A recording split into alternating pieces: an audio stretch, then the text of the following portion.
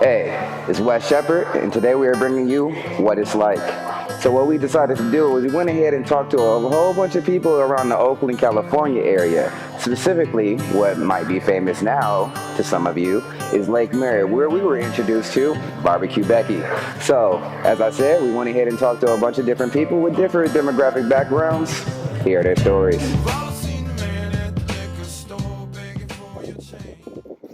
I think the Black Lives Matter movement is very important because of the fact that we've had so many young men, black young men, that have been shot down for basically for no reason at all. So we need that organization to bring more attention to the cause and to the police. What it started as is really good, having a voice for black people. But I feel like people take it out of context sometimes, and people use that to justify their actions. Definitely in favor. I think it's a really important issue. Police brutality is pretty horrible in this country, and yeah, it's really important. My perception of it is that they're just trying to make something come to. They're just trying to start a conversation basically of something that's kind of pretty much unheard or isn't talked about.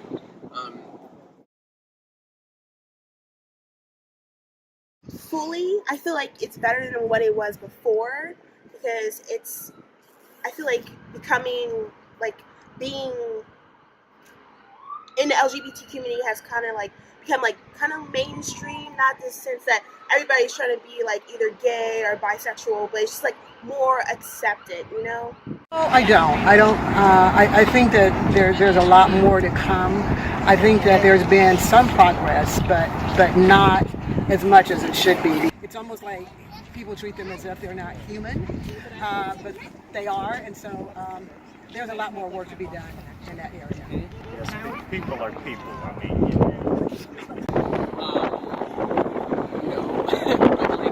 any type of equality, generally, for that kind of stuff to happen, I think it's gonna take hundreds of years because we have to try. It's a cultural thing.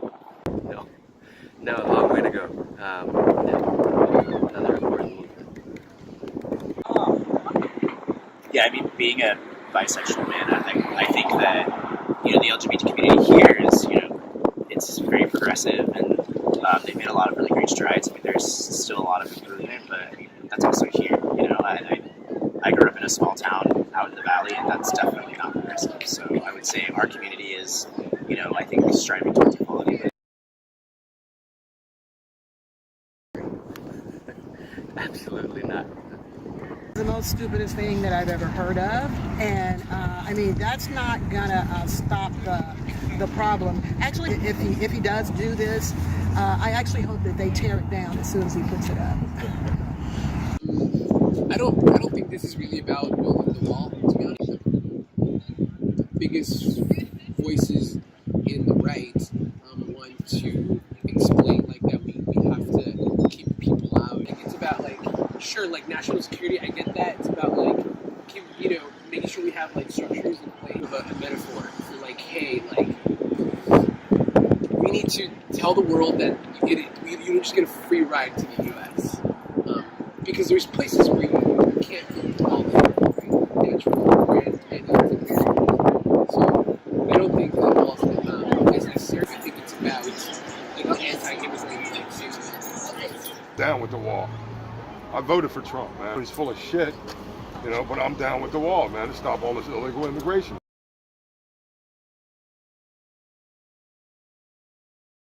I think in a way it helped to hear the people living here in America used to do. They no longer want to do those jobs. So we need somebody to fulfill those spots. And I think gardening work and stuff was done by African Americans. A lot of different jobs was done by African Americans, but now, you'd hardly see that anymore. And not just for African Americans, but I just think that people coming into the country, I think they have a right. And I think that because, I mean, the world doesn't belong to a certain group of people. You know? I can remember back in the day, all the corner stores were owned by black people. And we used to do the lawns. That used to be our jobs, hauling and stuff, and we don't do it anymore. So we have somebody to do it. And it's fucking up the unions, man. I'm a union iron worker, so you ask me the right questions. I'm down with the wall. Because the more influx we have of labor, the lower the prices go, and the harder it is for a union company to bargain with a non-union company. Because these guys who are coming in here illegally, breaking the law, aren't joining unions, and they're working cheaper. I think a lot of, people treat a lot of the immigrants as being like they're stupid. You know, people are smart. Those people are smart. They just a lot of a lot of things in general. Like, can't be doing everything. Everyday things, you know, that people need. Far from being stupid. They just need to fix it how they can get them to pay their taxes and so forth. And become illegal.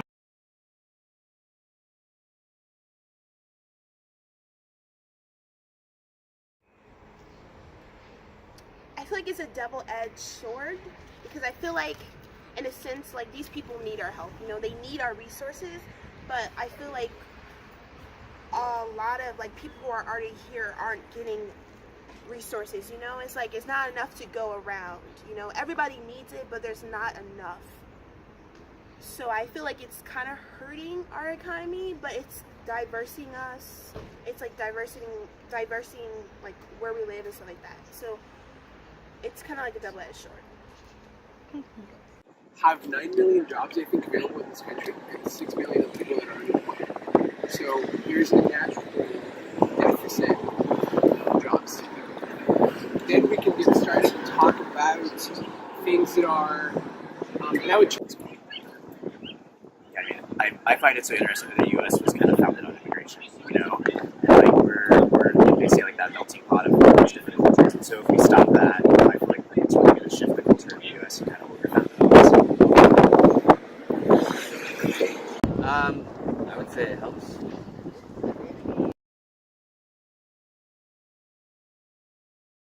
And I remember, like, I didn't do anything in class. I didn't do anything at all in class, and I still like got past every grade. But then I moved to Louisiana, where they had like a different, like, kind of educational system, and I was like way, like, below everybody else. Like, I was way behind. Like, I had no idea what they were talking about, and it took me a little longer. And I was like, wow. Like, thinking about it now, it's just like crazy how much of like educational gap that Oakland had versus like Louisiana. And that was like a public school system, the same thing. It was just a different state. But I feel like because like everybody's getting taught like the same thing, and I feel like if everybody's like on the same level to start out with is better, you know, in this like on like paper, you know, it's better like everybody start at the same level. But again, it's like a double-edged sword because everybody like thinks the same, everybody has the same knowledge, you know, nobody's like breaking out, which I think is wrong with the public educational system. It's totally imbalanced. And you know, I'll be a little bit like controversial here. Like, I don't necessarily think that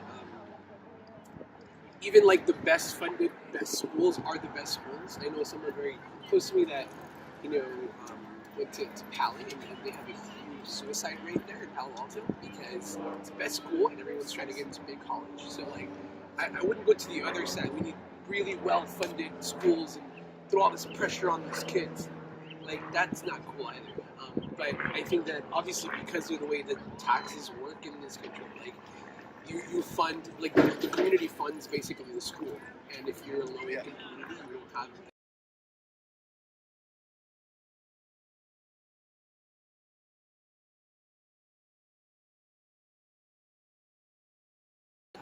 Yeah.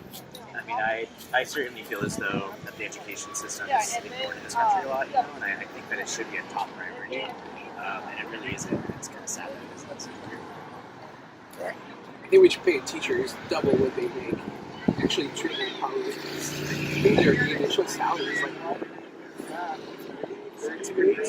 it's.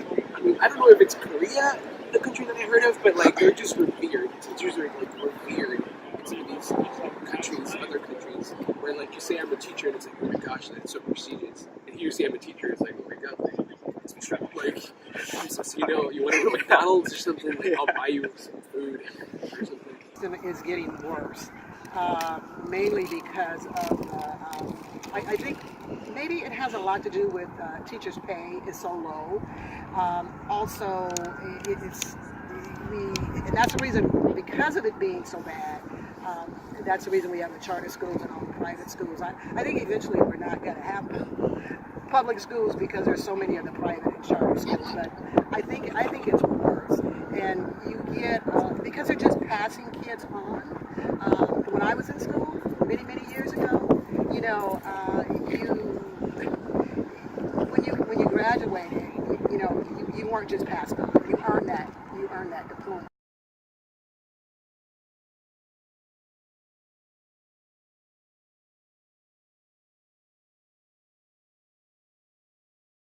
The colleges, they're pricing people who really want to learn and don't have the money. They're just pricing them out. They can't afford it. So it makes it hard to get an education. So what you do when you get out of high school, you can't go to college, so then you go get a job and you're never going to get the money, make enough money to go to school. You're going to keep working and keep working. It's just, you're doing a everyday job, you never get ahead. So, I feel the same thing as how they let it happen. But then I think like these are all like high achieving, highly connected people. Like, when I see it, like these are the people that are running the world.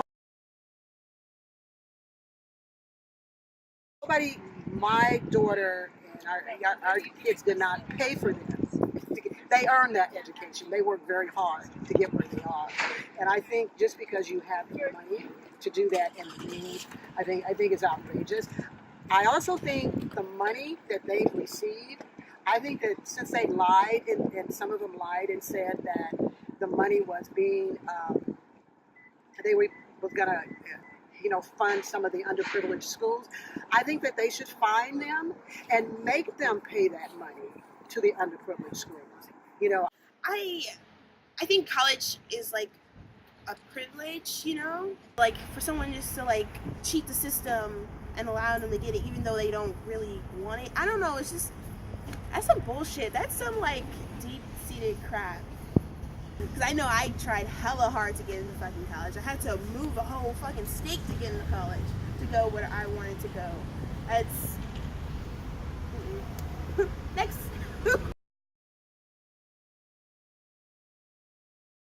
Find a woman, journeyman woman iron worker gets the same scale as I do.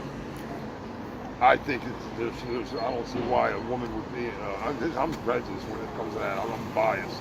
But I don't see why a woman would want to become a union iron worker anyway. Maybe they make good welders, but if somebody's gonna, if I'm going down, I want some badass, hardcore, strong son of a bitch pulling me up.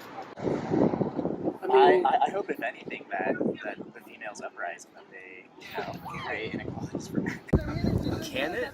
I think it's possible. I think it's going to take a lot more work. I think men have a lot more work to do, and I think everyone does. I mean, it's a really big issue, and yeah, it's going to take a lot of work, but I think it's possible. Do you agree or disagree on the ban on transgender people serving in the military? I definitely disagree with the ban. I feel like it can. Yeah, I feel a generation grew up thinking a certain way, so that's why, like, thinking like women only supposed to be in the kitchen and men are supposed to be like in the fields working and stuff like that. Because I know my grandparents are really about that. Like, my grandmother is always saying, like, you gotta clean the house because you're a woman and nobody's gonna want a nasty woman and stuff like that. But I'm just like, if the dude makes a fucking mess, I don't want a nasty man. Like, it's just like how she was raised, and again, like the generation kind of thing. And I feel like I don't believe that, so like, I feel like my generation has, like, our kids have a better chance of not having this stigma of like each sex only does one thing, you know? You've pushed down for so long that it's time for them to rise up and don't know. I mean, there's a lot of really, I mean, not that there aren't a lot of really strong males or females, but I feel like the females, they're really intelligent.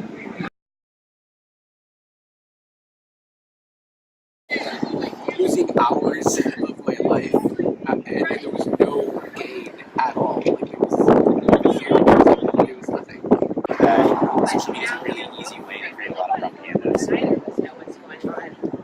All right, and then I think social media, it has its, of course, it has its good points and it has its bad points. Just the fact that you could text something and it's across the world and have people reacting to it, that's amazing. You know, it could be good, but it could also be very, very bad. But also, I think that it's bad in the sense of with our children. You know, there needs to be some kind of parameters, filters or something set on it when it comes to children. But I think it's a great tool, but it's also can be the devil's workshop.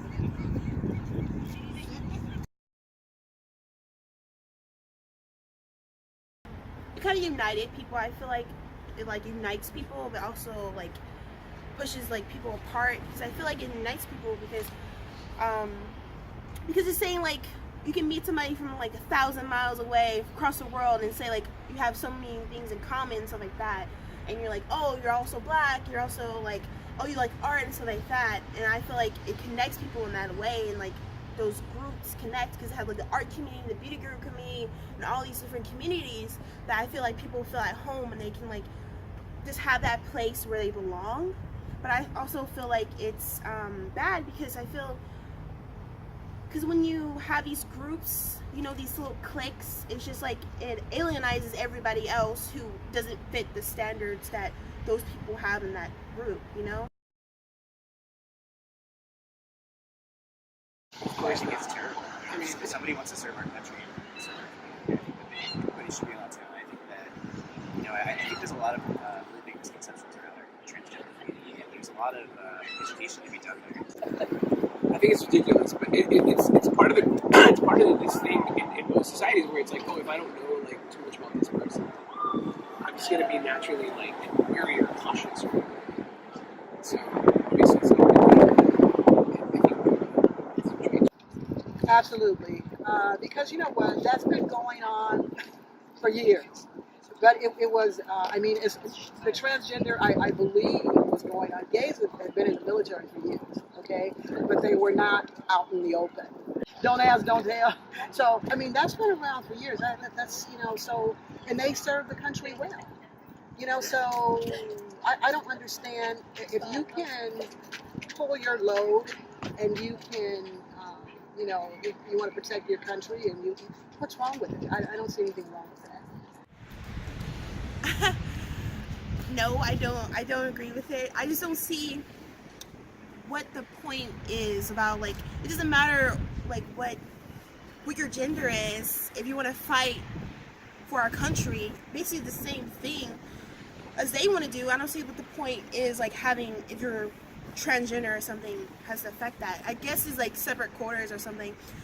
But like if they're like identify with a male or female, it's like the bathroom thing. Like I feel like it's like pointless. Like what does it matter? Like who's it? It doesn't affect you in any way. Letting this person like help fight. It's like they want to fight for their country. I don't see that point in like telling you no because you are transgender.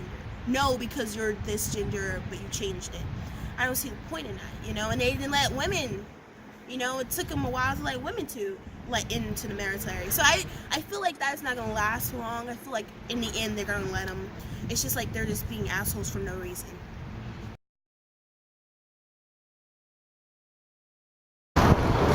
Transgenders. I think Adam's, I believe in Adam and Eve, not Adam and Steve. I'm biased. I'm very biased when it comes to that thing. If a woman can carry her own weight on the line, dude, 11 Bravo, bang bang, baby. I was in the military, so, you know, but I don't know. About like sports in general, like obviously it came up in the forefront of the news, so I thought it was great that you had this person just like protesting. I mean, I went to Cal once, right? So like I just been infused with like protesting and talking back. So anytime, even if like you know you're wrong, or people consider wrong is what I meant. I think you should always like stir the pot a little bit to make people talk about stuff. I think that's what he's trying to look at your conversation.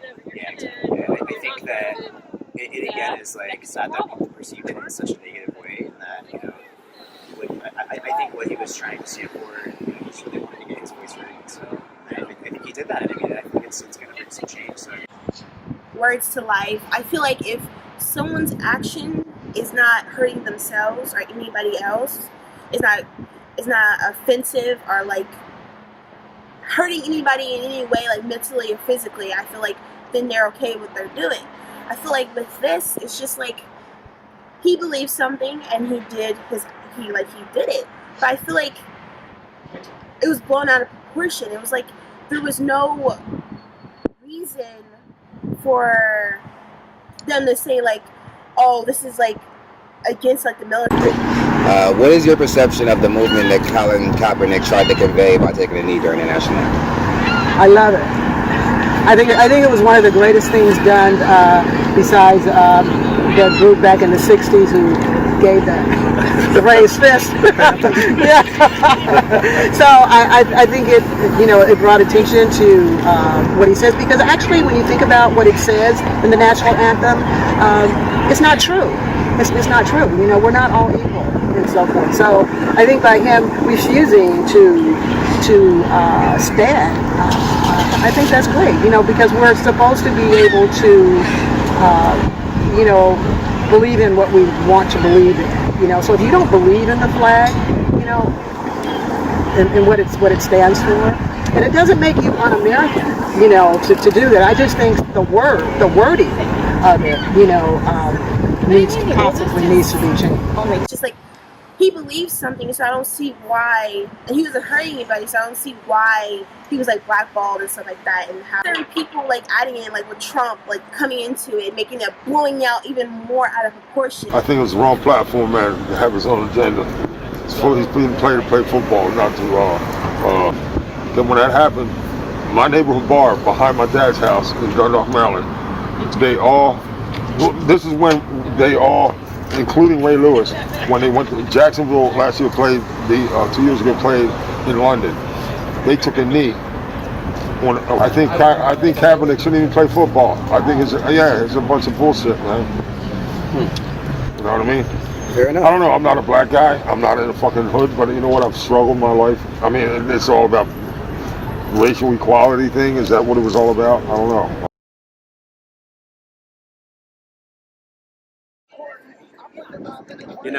It's a peaceful protest. I think it was really an important thing that he was trying to say, and the way that he was attacked in the media, I think is disgusting and racist. Okay, that was what it's like. We got some pretty interesting perspectives there. So if you like what you're seeing, go ahead and like, share, and subscribe. Again, my name is Wes Shepard. Peace.